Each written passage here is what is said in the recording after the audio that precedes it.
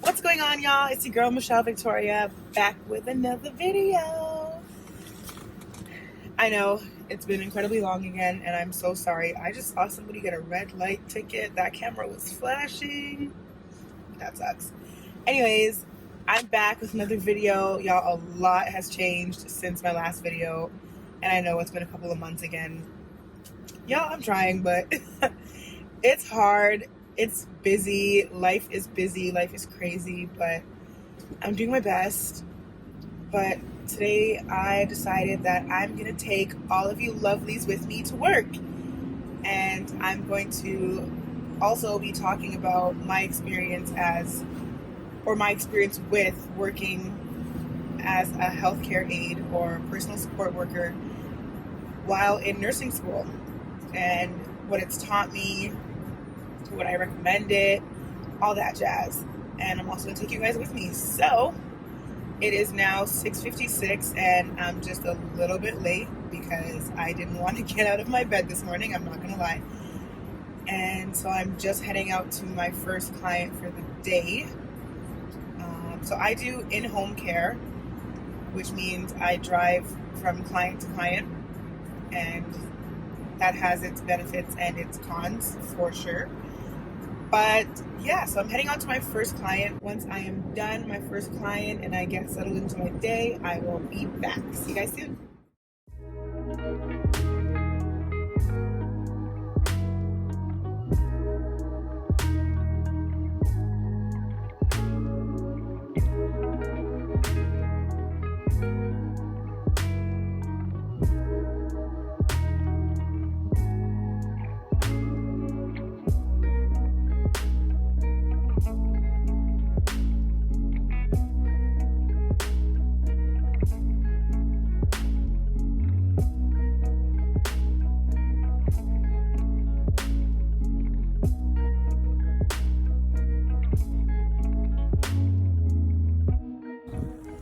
Ooh, y'all, it is cold out here, but I just finished up with my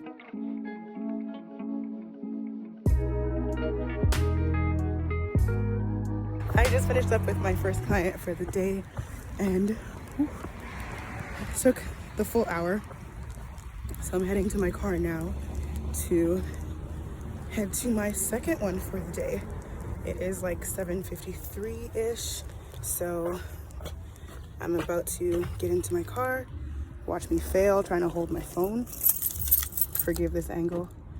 I gotta unlock my car. Oh. Okay. So, yeah, I just finished my first client, and my first client just happened to be at a senior living home. Generally, I go house to house, but oftentimes we get placed sometimes for just like one or two clients in an actual senior living home, retirement home, or long-term care home when like staff is not available, or when our clients that we generally see at home move into a retirement home or a senior living home. So my first patient, she was adorable. I had her for months before, but I used to visit her in the evenings to help her get ready for bed. But now I'm coming in the morning. So yeah, that's my camera is so lean, and the sun is hitting me at all types of angles. Oof. But yeah, that was my first client. Pretty straightforward, took the full hour. So like I was saying, I see clients, technically supposed to see clients for an hour per visit, but oftentimes it's sometimes less than that. Sometimes it's almost like I need more than an hour. It depends on the patient, to be honest. But yeah, so far pretty smooth start to the day. So let's head to my next one. Alrighty, so I am on my way to my second client, so I figured I would do a little chit chat while I'm driving. But yeah, so the company I work for is in-home care, like I said earlier, and generally we're mandated to be at each patient's house for a minimum of an hour. So most times I see patients from like 7 to 8, 8 to 9, 9 to 10, like back to back like that. Technically, it's not supposed to be like that. Technically, it's supposed to be like 7 to 8, and then 8:15 to 9:15, so that we have driving time.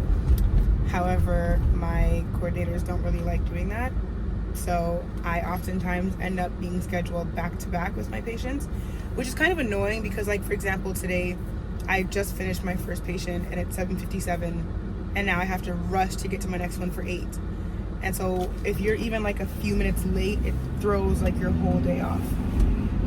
But I honestly wouldn't change working as a personal support worker or PSW. I think it's a great experience. I will say it is a lot with school, and again, I think that's mostly due to the fact that I am in an accelerated program. And if you want to hear more about that program, click up there to see that video. But I do think it is because I'm in an accelerated program, and so my workload, it just feels a lot heavier, and then to work on top of that. So oftentimes I'm going literally right from class, hitting the bus, getting home, and hitting the bus, getting back to the city that I live in, and then heading straight to my first patient. And then I generally get home at like 10, 11 o'clock, and that's when I do my homework. So it is a lot in terms of scheduling. And of course, like, you want to make sure you're giving your workplace enough hours so that they don't fire you. But you have to be very deliberate and intentional about making time to study and to keep up with your readings and your homework. Yeah, I definitely just blanked out, sorry. But you definitely have to make a lot of time, and it's tiring sometimes, I'm not gonna lie. But on the bright side, it has really taught me a lot and built like my confidence. My biggest thing coming into nursing was I just felt really it wasn't a lack of confidence, or like it's more like insecure, just because like you're being put into a new atmosphere, and like you're being put in front of patients that are requiring and like not demanding, but requiring your knowledge, and it's a lot. It can feel like a lot of pressure sometimes. And I remember our first placement in long-term care. I remember my first interaction with a patient, and I was just like, what do I say? Like, how do I do this? It was just weird. Like, it was a different experience. But I must say, working as a personal support worker has really kind of grounded those skills for me when it comes to therapeutic nurse-client relationship, because it's what you do. Like, therapeutic nurse-client relationship as a personal support worker is literally all that you do. It's about how do you communicate with your patients, how do you make them feel comfortable, how do you build that rapport, even when you're performing all their activities of daily living for them, or you're showering them, or you're helping them eat their breakfast or their lunch or their dinner. It's how do you build that comfort zone with your client. And so being a personal support worker has really kind of grounded those skills for me. So now when I'm in a hospital setting and I have clients or patients that I'm assigned to, I feel more comfortable in kind of breaking that ice and being able to communicate with them and even provide care for them. And even in my nursing skills, because I've kind of learned more how to develop that therapeutic relationship. So it has been really good, and it's something that I would recommend, like, as a nursing student to do at some point, because it really does hone in on those skills. But like I said, it's all subjective and it's all circumstantial. Like, if you are the kind of person that really can't balance well, and if you know, like, the stress of an accelerated program or just nursing in general is going to be too much to then take on a job, then I wouldn't suggest doing it. But, like, obviously, you know yourself, I know myself, we all know each other. Do we? I don't know. But yeah, it's just knowing what you can and can't handle and operating within that is what I think is the best advice I can give. But I definitely would recommend doing it if you can, because like I said, it really helps you. I am not even going that fast and this thing is flashing at me. it really helps you like develop those skills and that comfortness. Yes, I just made up a whole word. That comfortness, added to the dictionary. But yeah, it helps you to be more comfortable with patient care, so I definitely would recommend doing it. But yeah, I'm gonna head on to my next patient, and I will see you guys in a little bit. Okay, y'all gotta forgive my camera angles today. My dashboard thing is just really weird today. But y'all, all of these places are on super lockdown. Like usually I come to this place and I just drive right into the main parking lot, or I'll drive down to the underground parking lot. Now they're telling me I have to like sign in before and do my pre-screening before I go to the parking garage, which is actually quite annoying, but gotta do what I gotta do. Okay, y'all, so I just got back to my car from doing the pre-screening and signing into the residence that I'm at.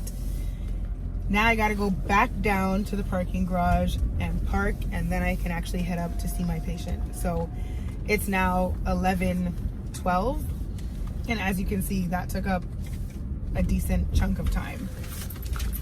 So that cuts into the hour that I have with my residents now. So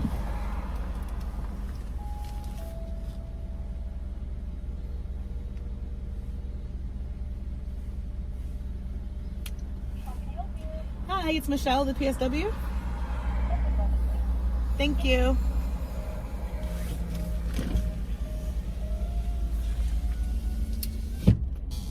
All right, so I was reading a message on my phone. I'm heading in, so let's see how this goes.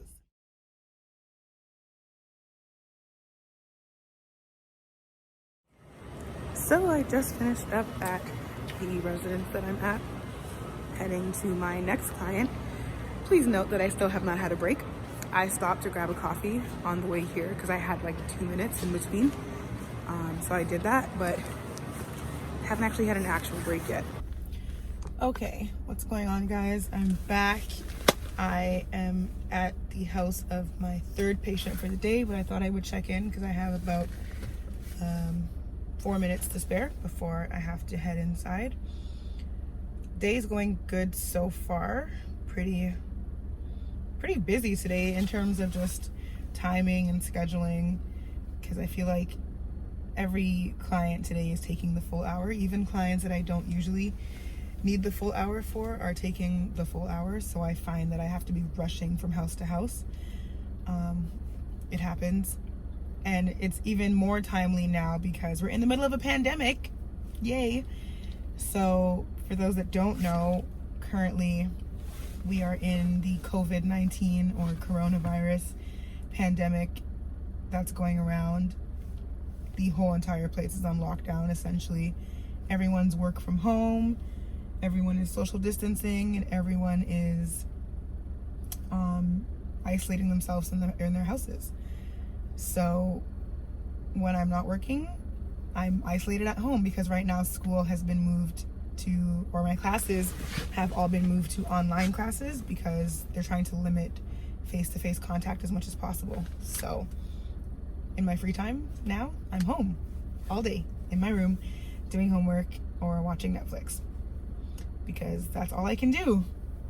And also because I take care of like the patient population that I work with is mostly elderly. So I stay home and I isolate, not really just for myself, but for my patients that I take care of as well. Because obviously they're immunocompromised being elderly. So I don't want to put myself in a position where I could potentially contract anything and then pass it along.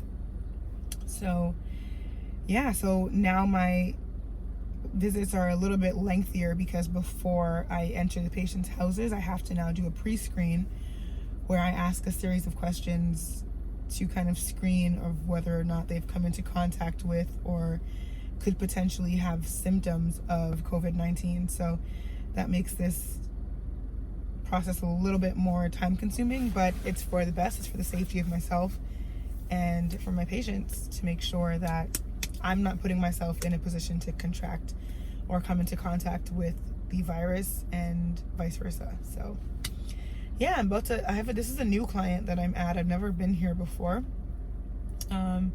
Oftentimes I tend to get new clients, quite often actually. Hey guys, so I'm pausing here because this is the last clip of the vlog. I got incredibly busy at work, and so I was not able to record any more vlogs, but do continue watching, and if you want to see more of these videos, give your girl a thumbs up and drop a comment below so I know you liked my day in the life. So let's see how this goes.